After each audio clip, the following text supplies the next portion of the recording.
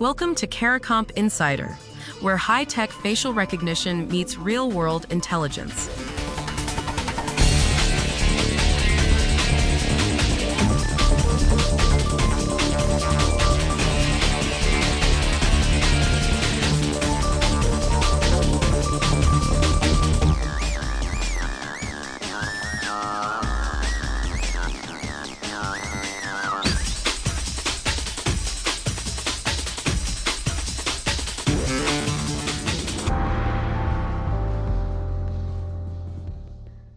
Picture this. You've built a bank vault with steel walls, biometric scanners, and a retina check at the door. Then, around the back, there's a screen door held shut with a sticky note. That's not a metaphor for bad security.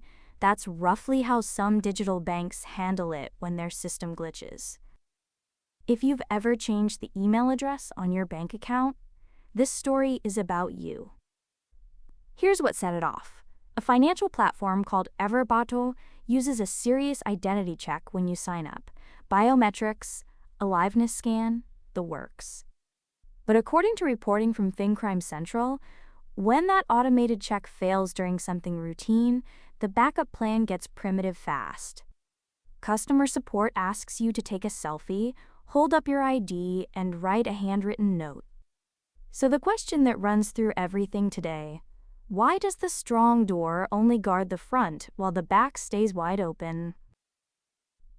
Let's start with what actually happens when the machine says no. The vendor behind the scan is a company called Fourthline. When its biometric and liveness detection can't confirm you, the fallback kicks in. A selfie. A document. A note scrawled on paper. That looks official. It feels like proof. But a photo of a face next to a handwritten sticky note gives no cryptographic proof of anything. For the rest of us, that means the thing standing between your money and a stranger might be a picture a determined attacker can fake. And attackers have noticed. Security researchers describe a simple truth. An intruder doesn't attack your strongest lock.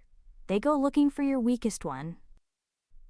Once they realize recovery is easier than the front door login, they aim straight for recovery.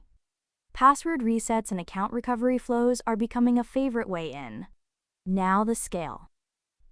In the US alone, losses from account takeover, where someone hijacks an account that isn't theirs, reached over $15 billion last year. That's up nearly a quarter from the year before. That's not a rounding error, that's people locked out of their own money.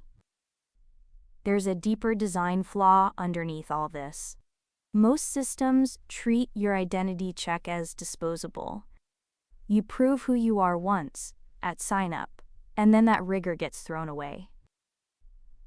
When something breaks later, the company tries to rebuild trust using weaker signals than the ones it used the first time.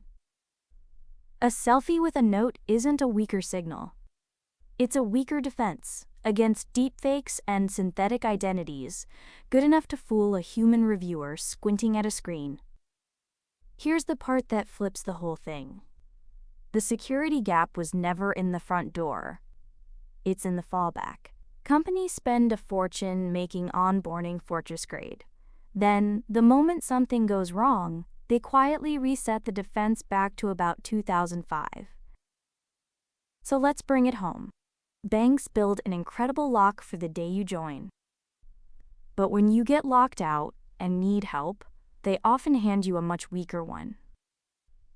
And a weaker recovery path helps the thief more than it helps you. Most people only discover this the hard way, locked out, desperate, and finding out the back door was open the whole time. The full story's in the description if you want the deep dive.